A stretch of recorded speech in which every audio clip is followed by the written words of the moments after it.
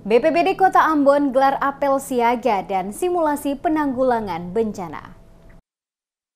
Peringati Hari Kesiapsiagaan Bencana atau HKB tahun 2024, pemerintah Kota Ambon lewat Badan Penanggulangan Bencana Daerah atau BPBD Kota Ambon gelar apel siaga dan simulasi penanggulangan bencana gempa bumi dan tsunami yang dilaksanakan di pelataran Balai Kota Ambon pada hari Jumat 26 April 2024. Arahan penjabat Wali Kota Ambon yang dibacakan langsung oleh Asisten 3 Administrasi Umum Sekretariat Kota Ambon, Robi Sapulete, mengingatkan akan pentingnya pelaksanaan Hari Kesiapsiagaan Bencana sebagai momentum untuk lebih menguatkan kesadaran dan kesiapsiagaan masyarakat dalam menghadapi bencana. Dikatakan Sapulete, hal ini dianggap penting karena Kota Ambon menjadi salah satu kota yang rentan terhadap berbagai bencana, seperti gempa bumi, tanah longsor, banjir, angin kencang, abrasi pantai, kebakaran hutan, dan pemukiman. Dijelaskan Sapulete, kondisi geografis Kota Ambon sebagai pusat ibu kota Provinsi Maluku memiliki tingkat kerawanan terhadap bencana sehingga membutuhkan upaya penanggulangan yang sesuai dengan melibatkan berbagai unsur secara aktif termasuk masyarakat sebagai komponen utama dalam mengurangi risiko bencana.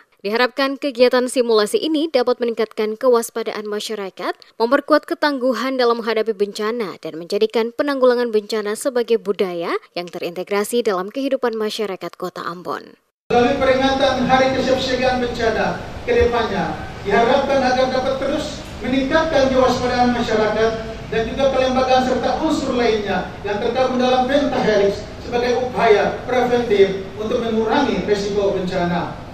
Kami juga harapkan dapat terwujudnya ketangguhan dalam menghadapi bencana hingga akhirnya menjadi budaya dan tersistem dalam struktur kehidupan masyarakat kita sebagai suatu investasi yang sangat bernilai.